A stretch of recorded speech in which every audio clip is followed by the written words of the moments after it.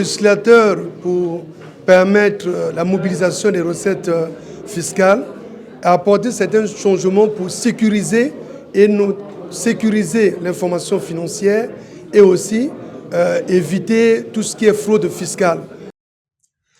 Comme de coutume, chaque premier mois de l'année, le cabinet conseil juridique et fiscal CCJF et CACOGES associés, que dirige Brice Voltaire Etou Obami, son associé gérant, a une fois de plus éclairé les contribuables, clients et autres prestataires sur les changements intervenus sur la loi de finances 2025, entre autres, sur l'abrogation de l'article 28, alinéa 1 et tome 1, sur la modification de l'article 31, tome 1 du CGI, conformément à l'acte uniforme OADA relatif aux droits comptables et à l'information financière.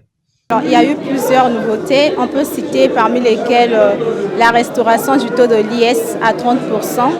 C'est un taux qu'on a connu avant les années 2020 parce qu'en 2019, le taux de l'IS était à 30%.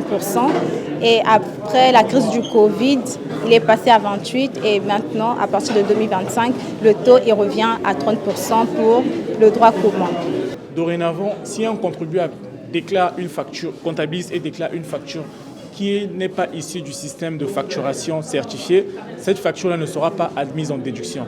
Donc cette facture viendra en augmentation du bénéfice imposable. D'où le contribuable va payer un impôt très élevé. À en croire Brice Voltaire Etou Obami, le législateur a apporté des changements pour sécuriser l'information financière et éviter la fraude fiscale.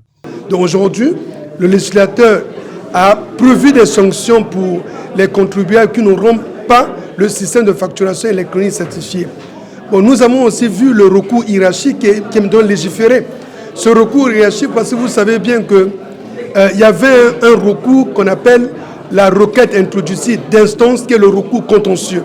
Mais aujourd'hui, il y a un recours qui est gratuit, qui est un recours hiérarchique. Il faut juste l'engager dans la procédure.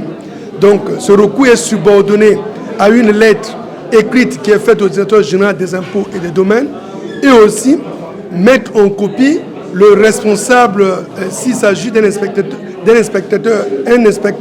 vérificateur, ou il s'agit d'un service d'assiette. À partir de là, vous devez juste faire un recours hiérarchique. Et ce recours-là, il faut le faire dans l'ordre une fois que vous avez reçu la confirmation de redressement. Une fois que vous avez engagé un recours, on ne peut plus, l'administration ne peut pas mettre en recouvrement tant que le recours est en cours. Et après ce recours, il y a un procès verbal qui est signé par les parties où on peut s'entendre de façon, pas à l'amiable, mais trouver un compromis entre l'inspecteur qui a fait le contrôle, son supérieur hiérarchique et le contribuable. L'inspecteur des impôts, Zila, reconnaît qu'il y a eu beaucoup de modifications avant d'apprécier l'exposé des experts en la matière. Évidemment, il faut qu'on le signale qu'il y a eu beaucoup de modifications, tant en faveur de l'administration fiscale, sinon de l'État.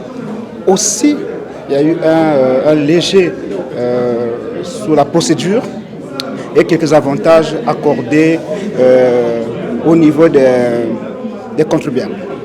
L'associé gérant du cabinet comptable CACOGES a salué les mesures attractives devant permettre aux contribuables de travailler et de payer l'impôt à sa juste valeur.